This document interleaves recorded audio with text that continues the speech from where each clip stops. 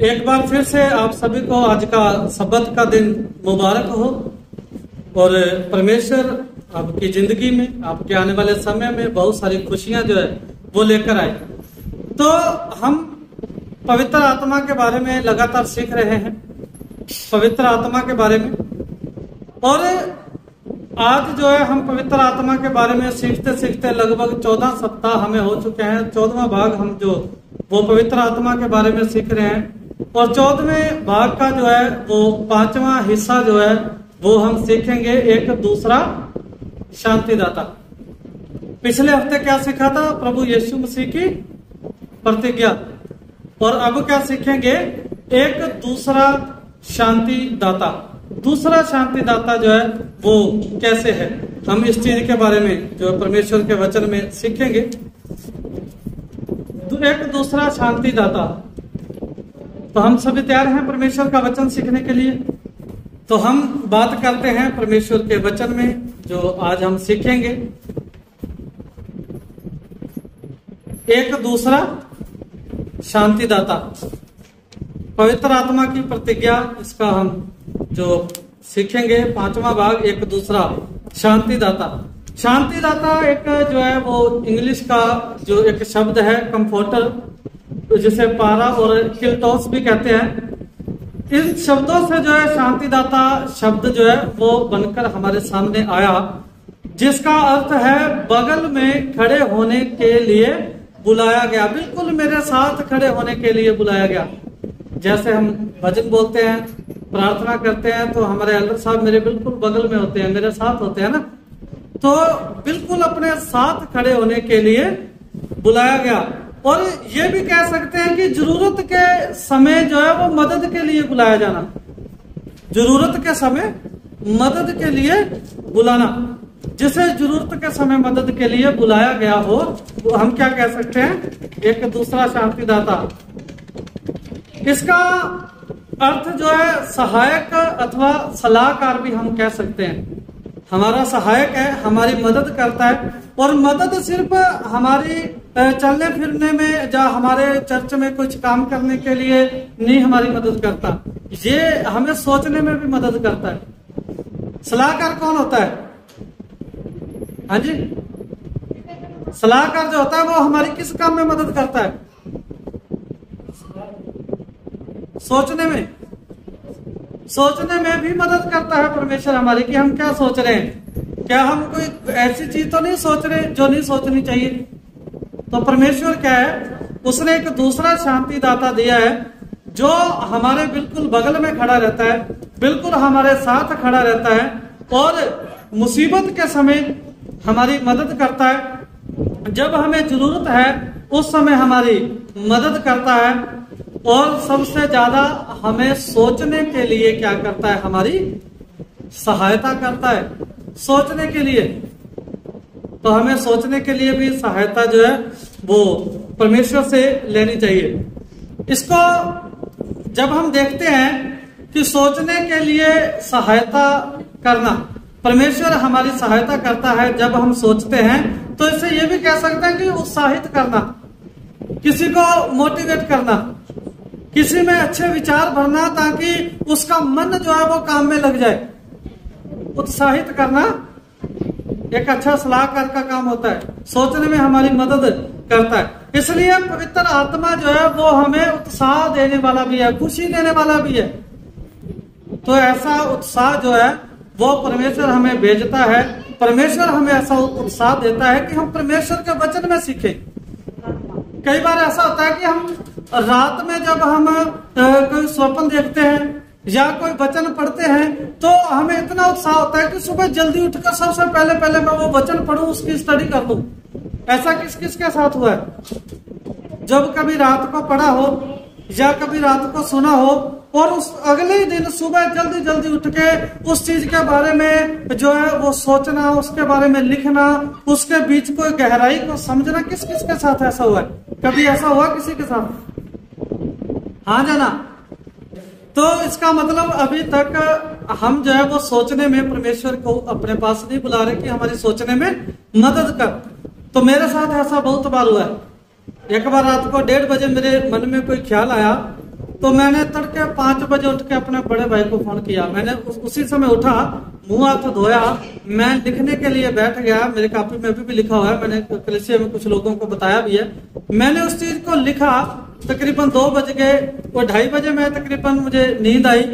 5, 5:30 बजे मैं उठ गया। उठकर मैंने अपने भैया को फोन लगाया जो आगरा में चर्च में सेवा कर रहे हैं। मैंने उनको फोन लगाया कि मुझे ऐसा ऐसा विचार मेरे मन में आया है, मैं नहीं जानता कि ये मेरे मन में कैसे आया, लेकिन ऐसा विचार परमेश्वर की ओर से ही हो सकता है। तो उन्होंने मुझे बताया बिल्कुल ऐसा ही है, लेकिन थोड़ा सा सब्र कर, मैं थोड़ी देर बाद बताऊंगा। मुझे जो है वो एक जिज्ञासा थी, मैं जल्दी जल्दी इस चीज के बारे में पढ़ लूं, इस चीज के बारे में जांच लूं। तो ये परमेश्वर ऐसा काम जो है वो हमारे साथ करता है, वो हमारा सलाहकार है, हमारी सोचने में मदद करता है। कई बार हम सोचते हैं कि ये चीज जो मैंने सोची है, जो मैं इस लायक तो नहीं था, लेकिन परमेश्वर ने मेरे मन में जो है ऐसा विचार डाला जो मैंने आप सभी के बीच में बांटा। हम बहुत बार जो है वो ऐसा सोच लेते हैं। तो आइए हम परमेश्वर के वचन में देखते हैं कि हमने पहले पवित्र आत्मा के बारे में सीखा, पवित्र आत्मा के कामों के बारे में सीखा, पवित्र आत्मा की प्रतिज्ञा के बारे में सीखा, पवित्र आत्मा के प्रतीक के बारे में अलग अलग हमने जो है वो बातें सीखी। तो हम देखते हैं कि हम किस तरह पवित्र आत्मा के कुछ कार्यों को कर सकते हैं। जो कुछ काम पवित्र आत्मा ने किए, हम सारे काम तो हम नहीं कर सकते, लेकिन कुछ काम हम कर सकते हैं जो पवित्र आत्मा ने किया। और हम उन कुछ कामों को कैसे कर सकते हैं, क्या हमारे अंदर होना चाहिए, हमारे अंदर ऐसी क्या पावर होनी चाहिए, हमारे अंदर ऐसी क्या सोच होनी चाहिए, हमारे अंदर ऐसे कौन से काम होने चाहिए जिन कामों की वजह से हम जो पवित्र आत्मा के कुछ काम जो है वो कर सके। हाँ जी, कोई बता सकता है क्या होना चाहिए हमारे अंदर ऐसा? हमारे अंदर ऐसी कौन सी खूबी होनी चाहिए, ऐसी कौन सी क्वालिटी हमारे अंदर होनी चाहिए कि हम पवित्र आत्मा के कुछ काम जो हैं वो कर सके। सारे काम नहीं मैं कह रहा। 2 कुरिन्थियों 7 अध्याय उसका पहला वचन, 2 कुरिन्थियों 7 अध्याय उसका पहला वचन, जैसे मिल गया वो जल्दी करके पढ़ देना।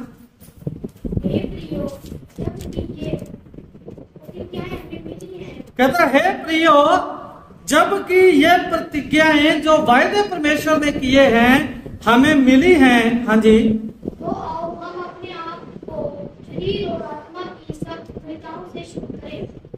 तो आओ हम अपने आप को शरीर और आत्मा की सब मलिनता से शुद्ध करें, हाँ जी, और परमेश्वर का डर रखते हुए परमेश्वर की पवित्रता को क्या करें? सिद्ध करें। पवित्रता को जो है वो सिद्ध करें, पवित्रता में बने रहें, हमारी पवित्रता लोगों में दिखे। हाँ जी, तो क्या करना चाहिए हमें? क्या लिखा है? अतः है प्रियो, जबकि ये प्रतिज्ञाएं हमें मिली हैं, ये प्रतिज्ञाएं हमें किसी आदमी से नहीं मिली या किसी आदमी से मिली है? हमें किसी आदमी से प्रतिज्ञा नहीं मिली। अगर आदमी से कोई प्रतिज्ञा मिली होती तो शायद कुछ प्रतिज्ञाएं पूरी होती, कुछ प्रतिज्ञाएं पूरी ना होती। तो क्या कहता है कि जब कि ये प्रतिज्ञाएं हमें मिली हैं तो आओ हम अपने आप को शरीर और आत्मा की सब मलिनता से शुद्ध करें। हम अपने आप को, ऐसा तो नहीं लिखा अपने पड़ोसी जो हमारे साथ बैठा है उसको शुद्ध करते हैं, जब हमारे पड़ोसी गांव वाला कोई भाई है उसको पहले शुद्ध करते हैं, अपनी बाद में देखेंगे, ऐसा तो नहीं लिखा। क्या लिखा है? हम अपने आप को, किसी दूसरे को नहीं, किसी पड़ोसी को नहीं, चर्च के किसी दूसरे सदस्य को नहीं, अपने आप को शरीर और आत्मा की सब मलिनता से शुद्ध करें। शरीर और आत्मा की मलिनता कैसी हो सकती है? शरीर की मलिनता और आत्मा की मलिनता, शरीर के बुरे काम, शरीर की बुरी अभिलाषाएं, शरीर के जो हमारी ऐसी आदतें जो हमारे अंदर नहीं होनी चाहिए, शरीर की मलिनता, कमियां हमारे शरीर की, हमारी आत्मा की, परमेश्वर के आत्मा का जिक्र नहीं है, हमारी आत्मा की जो, देखो हमने अपने आत्मा को शुद्ध करना है तो हमारी आत्मा की कमी होगी ना। किसकी आत्मा को शुद्ध करना है? परमेश्वर की आत्मा को शुद्ध करना है या अपनी आत्मा को? हमने अपने आप की आत्मा को शुद्ध करना है। तो कमियां किस आत्मा में होगी? हमारी आत्मा में, जो हमारे अंदर है, जो हमारे अंदर बोल रहा है। तो क्या है? शरीर और आत्मा की सब मलिनता से शुद्ध करें अपने शरीर को, अपनी आत्मा को, हर तरह के बुरे विचारों से, हर तरह के बुरे ख्यालों से, हर तरह की बुरी आदतों से, हर तरह के घमंड से अपने शरीर को और अपनी आत्मा को क्या करें? शुद्ध करें। इनकी बुराइयों को दूर करें, ऐसी चीजें दूर करें जो हमारे बीच में नहीं होनी चाहिए। हाँ जी। और परमेश्वर का भय रखते हुए पवित्रता को सिद्ध करें। परमेश्वर का डर रखते हुए, परमेश्वर का डर मतलब क्या चीज है? बुद्धि, बुद्धिमानी से, अकल के साथ। अगर हमारे अंदर परमेश्वर का डर नहीं है, हमें अकल नहीं है। हमारे अंदर परमेश्वर का डर नहीं है, हमें बुद्धि नहीं है। तो किसके साथ? बुद्धिमानी के साथ परमेश्वर का डर रखते हुए पवित्रता को सिद्ध करना है। परमेश्वर का डर किस चीज में आता है? कैसे हम परमेश्वर का डर अपने अंदर रख सकते हैं? हाँ जी, परमेश्वर का डर अपने अंदर हम कैसे रख सकते हैं? बताइए। यहां बोला है परमेश्वर का भय रखते हुए पवित्रता को सिद्ध करो। हमारे अंदर परमेश्वर का भय कैसे आ सकता है? कैसे हमारे अंदर परमेश्वर का डर आ सकता है? हाँ जी। कोई भी काम करो तो पहले सोचना भी परमेश्वर है, क्या अगर हम कोई भी काम करते हैं तो हमें यह देखना कि ये परमेश्वर की जो व्यवस्था है, जो 10 आज्ञा है, उनके अनुसार है या नहीं है? बहुत अच्छा। हाँ जी। और परमेश्वर के डर का हमें कैसा पता लगेगा कि ये जो बातें परमेश्वर के डर में आती हैं, ये बातें परमेश्वर के डर में नहीं आती?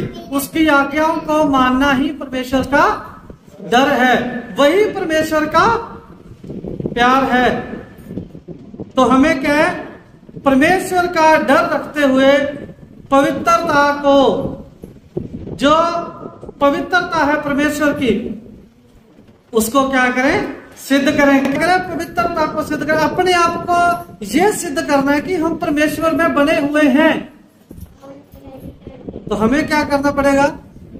हमें परमेश्वर के वचनों के अनुसार चलना पड़ेगा। लेकिन अगर हम जो किसी आदमी को हम नहीं दिखा सकते कि मैं परमेश्वर में कितना जो है वो डूबा हुआ हूं, मैं किसी आदमी को नहीं दिखा सकता कि मैं परमेश्वर को कितना मानता हूं, मैं किसी आदमी को नहीं दिखा सकता कि मैं कितना को परमेश्वर में विश्वास करता हूं, तो ये किसको दिखाना है हमने? हाँ जी, ये परमेश्वर को दिखाना है। और हमारी पवित्रता अगर परमेश्वर देखेगा तो सिद्ध किन लोगों में होगी? हमारी पवित्रता सिद्ध भी तो होनी चाहिए। आज अगर हम परमेश्वर में चलते हैं तो लोग कहते हैं ना, ये देखो कितने बढ़िया, इनके बच्चे देखो कितने बढ़िया, कहते हैं ना। तो हमारे जो काम है लोगों में अच्छे होने चाहिए। लोग क्या वाह विवाह काम हो तो इस आदमी के जैसे। भाई रंजीत को मैं बता रहा था सेवक बनने के लिए क्या क्या गुण होने चाहिए, तो उसमें बोला कि बाहर वालों में भी अच्छा सुनाम होना चाहिए।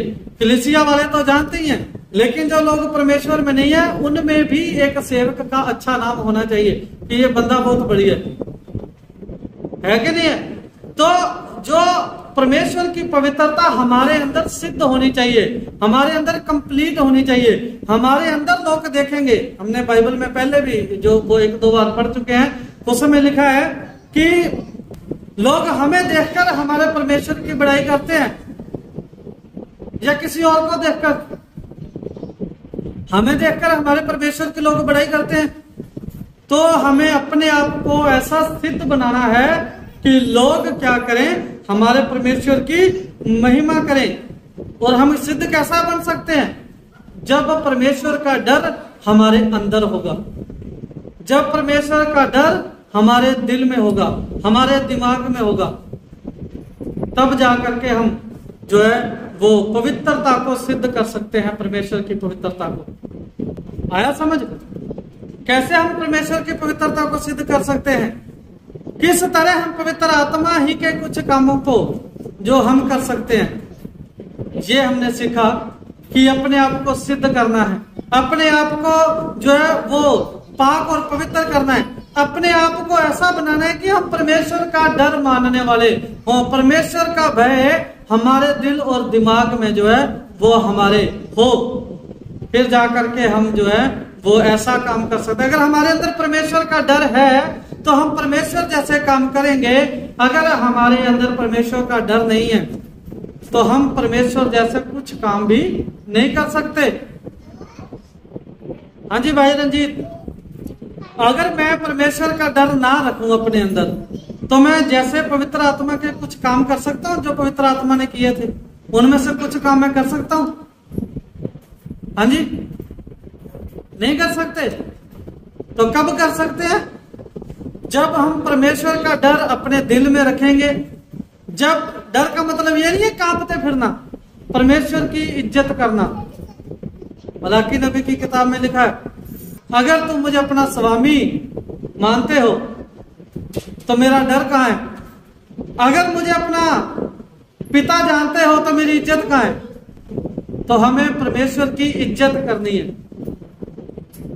तो वो इज्जत अगर हमारे अंदर होगी, अगर हम जैसा परमेश्वर ने हमें बताया हम वैसे ही चलेंगे, परमेश्वर की आज्ञाओं के अनुसार चलेंगे, जो उसके कानून के अनुसार चलेंगे, तो हम परमेश्वर के पवित्र आत्मा के कुछ काम जो हैं वो हम कर सकते हैं। सारे काम नहीं, कुछ काम हम कर सकते हैं।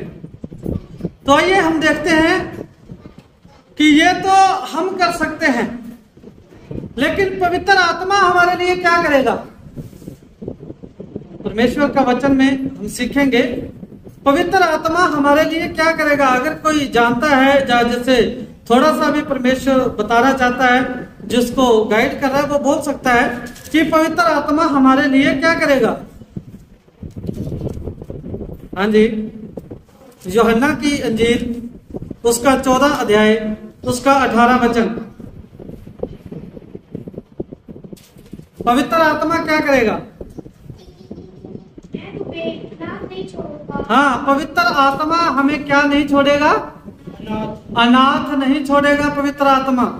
परमेश्वर कहता मैं कभी तुम्हें अनाथ नहीं छोड़ूंगा। तो क्या अब तक परमेश्वर ने हमें अनाथ छोड़ा?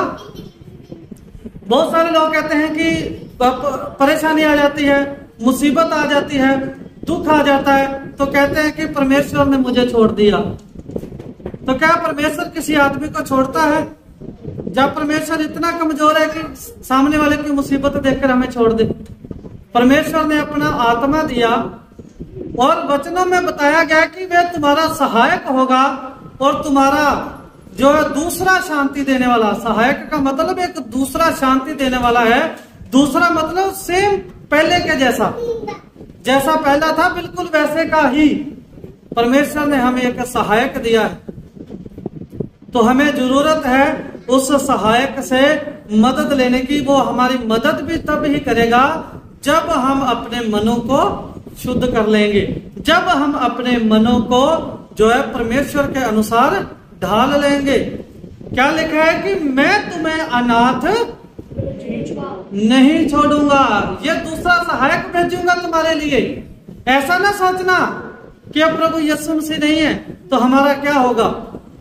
वो है, अब भी हमारे साथ है, वो परमेश्वर अब भी हमारे बीच में है। समझ आ रही है मेरी बात?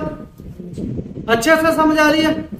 तो परमेश्वर का वचन क्या कहता है यूहन्ना 14 उसकी 18 में, मैं तुम्हें अनाथ नहीं छोड़ूंगा, मैं तुम्हारे पास आता हूं, मैं तुम्हारे पास आता हूं। बताकर गया अपने चेलों को। तो आया फिर हमारे पास।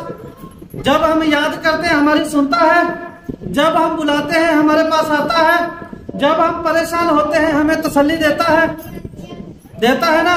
तो ये ही परमेश्वर का आत्मा हमारे लिए करेगा। आदमी को क्या चाहिए परमेश्वर से? परमेश्वर, हम क्या चाहते हैं परमेश्वर मेरे लिए करे? हाँ जी बहन जी, हम क्या चाहते हैं? परमेश्वर हमारे लिए क्या करे? परमेश्वर हमें सुख शांति दे। तो सवाल क्या, हमारा पवित्र आत्मा हमारे लिए क्या करेगा? क्या वो हमें सुख नहीं देता? क्या वो हमें हमारे दिमाग को शांति नहीं देता? देता है ना। तो वो और क्या करे? हम जो मांगते हैं हमें मिलती है, जो चीज हम इच्छा रखते हैं प्रभु हमें ये दे, लेकिन वो इच्छा परमेश्वर के अनुसार होनी चाहिए, तो परमेश्वर हमें देता है। अगर हम परमेश्वर की इच्छा के अनुसार नहीं बल्कि अपनी ही इच्छा के अनुसार मांगते हैं तो परमेश्वर कभी भी नहीं देगा। वो क्या लिखा है? मैं तुम्हें अनाथ नहीं छोड़ूंगा। अब ये देखो, जिन बच्चों के माता पिता होते हैं, अगर बच्चा कुछ मांगे तो माँ बाप लेकर देता है कि नहीं देता? लेकर देता है। और जिसके माँ बाप ना हो वो क्या करता है? वो कहां से लेता है? किसको रोकर दिखाता है? अनाथ, जो बच्चा अनाथ है वो किसको बोलेगा भी मुझे कोई चीज लेकर दे? वो डायरेक्ट परमेश्वर को बोलेगा। अगर हम दुनियादारी में देखें, बच्चा अगर छोटा है तो वो माँ बाप के सामने जिद करता है, मुझे ये नहीं चाहिए, मुझे वो चाहिए, मुझे ये ले दो, मुझे वो ले दो। लेकिन अगर अनाथ होगा, हम देखते हैं फिल्मों में देखते रहते हैं, या तो वो अनाथ आश्रम में चला जाएगा, या वो बुरे कामों में लग जाएगा, या फिर वो अपनी इच्छाओं को खत्म कर लेगा। ऐसा ही है ना, अपनी इच्छा को खत्म कर लेंगे तो जैसे जीवन चल रहा है हम वैसे चलने देंगे। हमारे बीच में भी बहुत सारे बहन भाई हैं जो अपने आप को अनाथ समझते हैं, अपनी इच्छा को वहीं पर दबा के रख लिया, परमेश्वर से कभी साझा ही नहीं करी, प्रभु हमें ये चाहिए, प्रभु हमें वो चाहिए, है ना। तो हमें अपनी इच्छा परमेश्वर को बतानी है। अगर हम अनाथ हैं, हमारा कोई परमेश्वर नहीं है, हमारा कोई वाली वारस नहीं है, तो हमें अपने आप को अपने हालातों के अनुसार छोड़ देना चाहिए। अगर हम समझते हैं कि हमारे पास हमारा परमेश्वर है, जो हमारा स्वर्गीय पिता है, जो हमारे साथ अब से लेकर अनंत काल तक हमारे साथ रहेगा, तो हमें किसके आगे प्रार्थना करनी चाहिए? परमेश्वर के आगे, क्योंकि उसने वायदा किया मैं तुम्हें अनाथ नहीं छोड़ूंगा। तो हम जानते हैं हमारे बीच में ऐसा कोई है जिसने परमेश्वर से कुछ मांगा हो और उसे ना मिला हो? हाँ जी, है ऐसा कोई? परमेश्वर से कुछ मांगा हो और ना मिला हो? हाँ जी भाई रंजीत जी, कभी ऐसा हुआ परमेश्वर से ना मांगे और हमारे साथ हुआ हो? परमेश्वर से नहीं मांगा लेकिन फिर भी हमें मिला, कभी ऐसा हुआ? हुआ, हमारे साथ बहुत बार हुआ। क्योंकि हम नहीं जानते, वचन बताता है हम नहीं जानते कि हमें किस रीति से प्रार्थना करनी है, हमें कैसे प्रार्थना करनी है, बल्कि पवित्र आत्मा खुद ही हमारे लिए आहें भर भर कर प्रार्थना करता है हमारे लिए। हम नहीं जानते कैसी प्रार्थना करनी चाहिए, यह परमेश्वर का वचन बताता है। रोमियो 8:26 में आप देख सकते हैं, लेकिन आज के वचन के अनुसार नहीं है ये। समय मिला तो जरूर आगे हम इस वचन को जो है वो साझा करेंगे। तो क्या है, पवित्र आत्मा हमारे लिए क्या करेगा? पवित्र आत्मा जब हमें माँ की जरूरत है तो हमें माँ की तरह तसल्ली देगा, जब बाप की जरूरत है तो बाप बनकर आशीष देगा। तो पवित्र आत्मा हर समय जो है हमारी मदद करने के लिए एक माँ बाप की तरह, जैसे माँ बाप अपने बच्चे की देखभाल करते हैं, पवित्र आत्मा ऐसे ही हमारी भी देखभाल करता है। तो क्या उसने अपना जो वायदा किया हमारे साथ, जो प्रतिज्ञा की है, तो वो पूरी नहीं करी? करी है ना। तो क्या प्रतिज्ञा करी थी? मैं तुम्हें अनाथ नहीं छोड़ूंगा। तो हमें सच में अनाथ नहीं छोड़ा है, हमारी हर एक इच्छा को जो है वो परमेश्वर ने पूरा किया। तो आइए हम देखते हैं हम अपने जीवन में पवित्र आत्मा की उपस्थिति को कैसे दिखला सकते हैं। बहुत सारे लोग जो है वो दोष लगाते हैं कि ये ऐसे हैं, ऐसे करते हैं, ये वैसे हैं, ये इस चीज को नहीं मानते, ये इस चीज को नहीं मानते, ऐसा करते हैं। तो हम अपने जीवन में पवित्र आत्मा की उपस्थिति को कैसे दिखला सकते हैं लोगों को? हम लोगों को कैसे बताएं कि हमारे जीवन में पवित्र आत्मा काम कर रहा है? हम लोगों को कैसे बताएं कि हमारे जीवन में पवित्र आत्मा है? कैसे? हाँ जी, जरूरी है ना, क्योंकि सब हम ज्यादा हल्ला नहीं मचाते हैं, हम ज्यादा शोर नहीं मचाते हैं, हम अपने कंट्रोल में रहते हैं, तो लोग सोचते हैं कि इनके पास अभी आत्मा नहीं है। तो हम कैसे लोगों को बताएं? कैसे? परमेश्वर तो जानता है कि हमारे पास कुछ है या नहीं, लेकिन लोगों को कैसे बताएं कि हमारे पास भी पवित्र आत्मा है? कैसे लोगों को बताएं कि हमारे बीच में उपस्थित है? कैसे बताएं? हाँ जी, निकालिए मेरे साथ पहला यूहन्ना 3 अध्याय उसका 24 वचन। हाँ जी, पहला यूहन्ना 3 अध्याय उसका 24 वचन। हम अपने जीवन में पवित्र आत्मा की उपस्थिति को कैसे दिखा सकते हैं? कैसे लोगों को बताएं? कैसे लोग जानेंगे कि इनके बीच में भी परमेश्वर का आत्मा काम करता है? कैसे लोग पहचानेंगे कि हमारे बीच में भी परमेश्वर अपने काम करता है? परमेश्वर का आत्मा हमारे अंदर मौजूद है, हमारी सभा के अंदर मौजूद है, ये लोगों को कैसे पता चलेगा? हाँ जी, जो उसकी आज्ञाओं को मानता है, हाँ जी, वह उसमें और वह उनमें बना रहता है। हाँ, जो उसकी आज्ञाओं को मानता है। कैसे पता चलेगा? पवित्र आत्मा की उपस्थिति हमारे अंदर कैसे दिखेगी? सबसे पहला क्या है? जो उसकी आज्ञाओं को मानता है। अब परमेश्वर की उपस्थिति को दिखाने के लिए सबसे पहले क्या करना पड़ेगा? हाँ जी, परमेश्वर की आज्ञाओं को मानना पड़ेगा। परमेश्वर के आत्मा की उपस्थिति को हमारे बीच में दिखाने के लिए सबसे पहले हमें परमेश्वर की आज्ञाओं को मानना पड़ेगा। हाँ जी, आगे।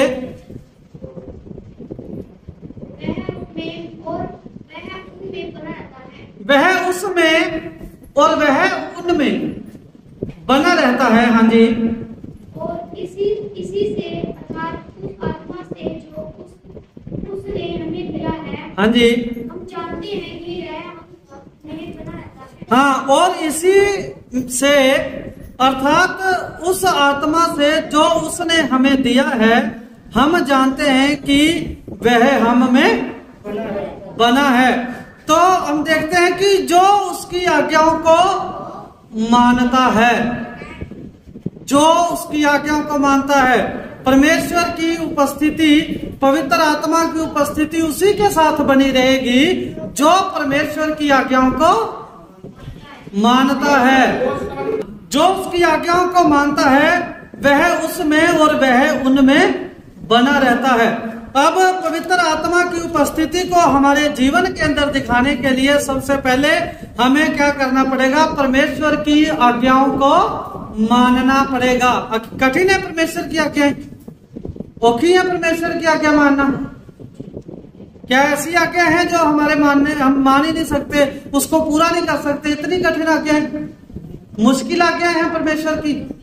हाँ जाना, बाइबल बताती है इतनी मुश्किल नहीं है, बिल्कुल आसान है, इतनी ज्यादा मुश्किल नहीं है उसकी आज्ञा माननी। तो क्या है? जो उसकी आज्ञाओं को मानता है अपने जीवन में, वही परमेश्वर के आत्मा की उपस्थिति को, परमेश्वर के आत्मा की मौजूदगी को वही दिखा सकता है जो परमेश्वर की आज्ञाओं को मानता है। क्या लिखा है? वह उसमें, जो परमेश्वर की आज्ञाओं को मानता है वह उसमें अर्थात आत्मा में, उसमें मतलब एक जाने में है ना, एक वचन और बहुवचन देखते हैं। इसमें लिखा है वह उसमें और वह उनमें। बहुवचन और एक वचन की बात आ गई ना, हिंदी वाले बच्चे जानते हैं अच्छी तरह से। एक वचन और बहुवचन। एक वचन क्या होता है? जिसमें एक का जिक्र हो। बहुवचन जिसमें जिनकी संख्या एक से ज्यादा हो। एक वचन जिसमें एक ही मनुष्य, वस्तु या कोई जगह का नाम हो, एक ही हो, है ना। क्या लिखा है? वह उसमें मतलब एक में, और वह उनमें। जो आदमी परमेश्वर की आज्ञाओं को मानता है वह उसमें, उस एक में, पवित्र आत्मा में, और वह उनमें बना रहता है। मतलब पवित्र आत्मा ज्यादा कौन है? आदमी है या परमेश्वर का आत्मा? आदमी ज्यादा है ना, लोग ज्यादा है तो वह उनमें बना रहता है। परमेश्वर का आत्मा जो है वो उस आदमी के साथ बना रहता है जो परमेश्वर की आज्ञाओं को मानता है, उसके जीवन में अपनी मौजूदगी जो है वो दिखाता रहता है जो परमेश्वर को मानता है। और परमेश्वर का आत्मा उन लोगों में समाया रहता है, उन लोगों के जीवन में अपने काम करता है, उन लोगों के जीवन में अपनी मौजूदगी दिखाता है जो परमेश्वर की आज्ञाओं के अनुसार चलते हैं। और इसी से अर्थात उस आत्मा से, इसी से उस आत्मा के द्वारा, जिस आत्मा के बारे में हम इतने समय से सीख रहे हैं, पवित्र आत्मा से जो उसने हमें दिया है। किसने दिया है? परमेश्वर ने, प्रभु यीशु मसीह ने। क्या कहता है? मैं जाता हूं, देखो तुम्हारे पास एक सहायक आएगा। पिछले सप्ताह हमने क्या सीखा था कि जो पिता ने मेरे साथ प्रतिज्ञा की है वो मैं पूरी करने पर हूं। तो जो उसने हमें दिया है हम जानते हैं कि वह हम में बना रहता है। अब ये देखो, एक बार इसमें क्या है, एक बार तो हमने परमेश्वर की आज्ञाओं में अपना जीवन बिता लिया, परमेश्वर की आज्ञाओं को मानने की हमने आदत डाल ली, उसके बाद धीरे धीरे हमने आदत अपनी घटानी शुरू कर दी, हम पीछे हटना शुरू हो गए, परमेश्वर की आज्ञाओं में बने नहीं रहते।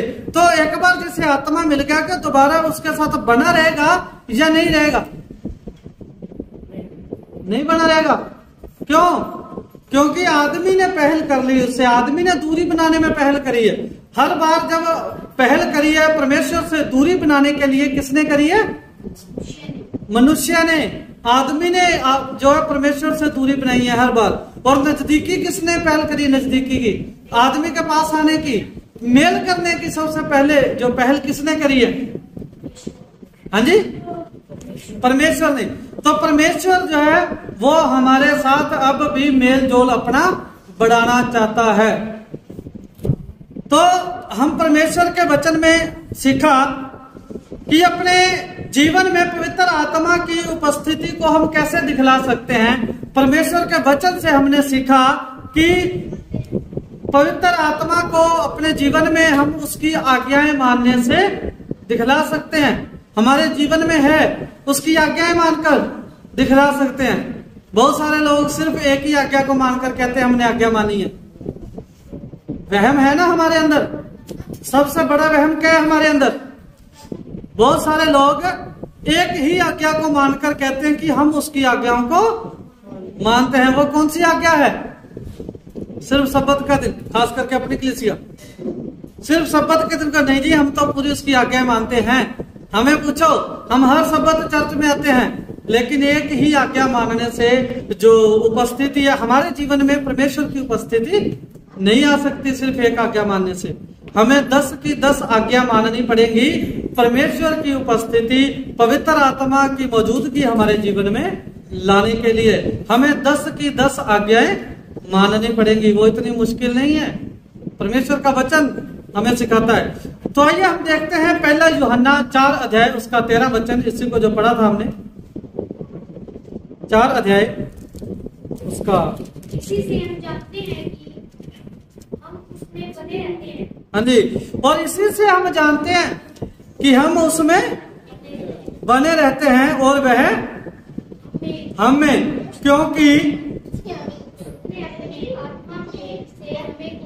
क्योंकि उसने अपने आत्मा में से हमें दिया है।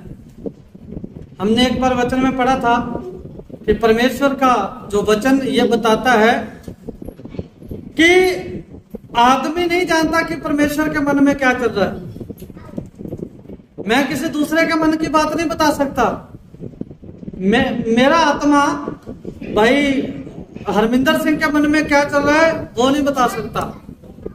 तो इसलिए परमेश्वर का आत्मा जो परमेश्वर के अंदर है वही बता सकता है कि परमेश्वर का मन में क्या चल रहा है। परमेश्वर का आत्मा जो उसके अंदर है, और परमेश्वर की बातों को हम कैसे समझ सकते हैं? क्या लिखा है, पढ़ दीजिए एक बार फिर से। इसी से हम जानते हैं कि हम उसमें बने रहते हैं और वह हमें। हाँ, इसी से हम जानते हैं कि हम उसमें बने रहते हैं और वह हम में। परमेश्वर की आज्ञाओं के माने जाने से हम जानते हैं कि हम अभी भी परमेश्वर में बने हुए हैं और परमेश्वर हमारे अंदर बना हुआ है। परमेश्वर हमारी दुआएं सुनता है, परमेश्वर हमारी हर बात को पूरा करता है और परमेश्वर ऐसा तब ही करता है जब हम परमेश्वर के साथ बने रहते हैं, जब हम परमेश्वर के साथ पूरी लीनता से, पूरे मगन होकर परमेश्वर के साथ जब हम अपना रिश्ता बढ़ाते हैं, परमेश्वर के साथ नजदीकियां जब हम लेकर आते हैं। हाँ जी, क्योंकि उसने हमें अपने आत्मा में से दिया है, क्योंकि उसने अपने आत्मा में से हमें दिया है। उसने किस में से दिया? किसी दूसरे के आत्मा में से लेकर हमें कुछ दिया? हाँ जी, किस में से दिया? उसने अपने खुद के आत्मा से ही उसने हमें क्या किया? आत्मा दिया। और वही आत्मा हमारे अंदर परमेश्वर की मौजूदगी का एहसास दिलाता है। वही आत्मा लोगों को बताता है कि ये आदमी परमेश्वर में चल रहा है, ये परमेश्वर के अनुसार चल रहा है। ये भी बताता है कि संसार इस आत्मा को ग्रहण नहीं करता। तो सच में हम देखते हैं कि शैतान जो है वो बहुत सारे लोगों के मन में ऐसी ऐसी बातें डालता है, नहीं नहीं ये परमेश्वर के अनुसार नहीं है, ये ऐसा नहीं करते, ये ऐसा नहीं करते, ये ऐसे चलते हैं, वो ऐसे चलते हैं। तो क्या है कि शैतान भी अपना गुमराह करने का पूरा जोर जो है वो लगाता रहता है। लेकिन जो परमेश्वर ने हमें एक शांति दाता दिया है, हमें जो है अपने मन को शांत रखने के लिए, हमारी जो अभिलाषाएं हैं उनको खत्म करने के लिए परमेश्वर ने हमें एक बात बताओ, जिस आदमी के अंदर किसी तरह का लालच होगा, जिस आदमी के अंदर किसी तरह की अभिलाषा होगी, क्या वो आदमी शांत रह सकता है? हाँ जी, नहीं रहेगा। क्यों? क्योंकि जिस भी चीज का लालच होगा वो उस चीज को पाने की धुन में लगा, मन में पता नहीं क्या क्या उल्टे सीधे विचार चलते होंगे। तो परमेश्वर ने हमें शांति दाता दिया है। वो खुद शांति दाता था, खुद शांति का राजकुमार है। पहला कुरिन्थियों 14:33 क्या है कि परमेश्वर गड़बड़ी का नहीं परंतु शांति का परमेश्वर है। तो अगर हमारे दिमाग में अभी भी उलझने चल रही हैं, हमारे दिमाग में अभी भी किसी चीज को लेकर अभिलाषाएं हैं, हमारे दिल दिमाग में अभी भी कोई ना कोई लालच है, हमारे अंदर अभी भी कोई ना कोई ऐसा विचार घूम रहा है जो हमें परमेश्वर से दूर लेके जा रहा है, जिस विचार ने हमें आज का पूरा वचन जो है वो स्टडी करने नहीं दिया, आज का पूरा वचन जिस विचार ने हमें सुनने नहीं दिया, वो परमेश्वर का आत्मा नहीं हो सकता। हो सकता है? तो अगर हम अपने दिमाग हमारा शांत है, शांत रहकर हम परमेश्वर के वचन में सीख रहे हैं, तो परमेश्वर का आत्मा हमारे जीवन में काम कर रहा है। तो वो शांति दाता हमारी क्या है, वो बातें सुनता है, हमारे साथ रहता है, हमें अनाथ नहीं छोड़ता, हमारी हर काम में अपनी मौजूदगी दिखाता है। मुझे अच्छी तरह से याद है, मैं एक बार बहन रंजना के घर में गया था, तो ये आपस में बातें कर रहे, कहते हमने पास्टर जी के चेहरे पर कभी भी हमने गुस्सा नहीं देखा है। ऐसा ही था, कहते हमेशा इनके चेहरे पे मुस्कुराहट रहती है, हमेशा खुशी रहती है। ये कैसे होता है? मैं अकेला नहीं, और भी बहुत सारे परमेश्वर के पासवान हैं, और भी हमारी कलीसिया में बहुत सारे लोग हैं जिनका चेहरा जब मर्जी देखो उनके चेहरे पे एक स्माइल रहती है, एक अलग ही खुशी रहती है उनके चेहरे पर। और ये कौन करता है? ये क्या हम अपने आप से कर सकते हैं ऐसा? हाँ जी, नहीं कर सकते। हम किस चीज से कर सकते हैं? पवित्र आत्मा की सहायता से। जब उसकी मौजूदगी हमारे साथ रहेगी, जब उसकी मौजूदगी हमारे साथ साथ रहेगी, हमारे जीवन में उसकी मौजूदगी रहेगी, तो हम क्या कर सकते हैं? जो परमेश्वर करता था, परमेश्वर के कुछ काम हम भी कर सकते हैं। हम परमेश्वर के सारे काम क्यों नहीं कर सकते? जो जो काम परमेश्वर कर सकता है सारे हम क्यों नहीं कर सकते? हाँ जी, क्योंकि कहीं ना कहीं हमारे वजूद के अंदर, कहीं ना कहीं हमारे जीवन की सच्चाई के अंदर, कहीं ना कहीं विरासत में हमारे अंदर अभी भी पाप है। पाप हमें अभी भी विरासत में मिला हुआ है, और हम पापी लोग हैं और परमेश्वर पवित्र है। तो पापी आदमी पवित्रता के काम नहीं कर सकता है। तो इसलिए हम कुछ काम कर सकते हैं। जो लोग कहते हैं ना मैं सारे काम कर सकता हूँ, प्रभु यीशु मसीह ने ये काम किए थे तो हम उससे बड़े बड़े काम करेंगे। उसने चेलों को आज्ञा दी थी मेरे चेले बड़े बड़े काम करेंगे। तो उन लोगों को ये वचन जो है वो बता देना चाहिए कि हम अभी भी विरासत में पाप लेकर घूम रहे हैं। हम अभी इस लायक नहीं है हम परमेश्वर से बड़े काम करें। हमें क्या है, परमेश्वर के वचन जो है हमारे सबसे मेन आज्ञा, परमेश्वर का वचन दूसरों में बांटना। आज का जो दौर चल रहा है वो भी यही चल रहा है कि परमेश्वर का आत्मा जो है वो दूसरे लोगों में साझा किया जाए। तो क्या है कि प्रभु यीशु मसीह ने स्वर्ग चले जाने के बाद अपने चेलों को और जो उसके संग रहते थे अपने विश्वासियों को अकेला नहीं छोड़ा और ना ही उन्हें असहाय छोड़ा कि उनकी मदद करने वाला भी कोई ना हो। ऐसे समय भी उन्हें अकेला नहीं छोड़ा कि ये चले जाए जहां भी जाए, मैं तो अपना जा रहा हूं तो जा रहा हूं बस, ऐसा करके तो नहीं गया ना। हम कई बार क्या करते हैं, हम अपने बच्चों को रोता हुआ घर छोड़ जाते हैं। हम अपने जो जिन्हें हम पसंद करते हैं हमें कई बार रोता छोड़कर हमें भाग जाना पड़ता है।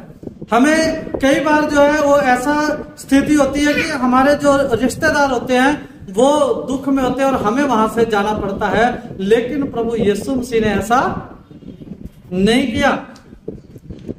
एक योग्य मददगार को जो बिल्कुल हमारे लायक था, जो हमारी मदद कर सकता है, परमेश्वर जैसा था, उसको उसने हमारी मदद के लिए हमारे साथ भेजा कि वो हमारे साथ होना चाहिए।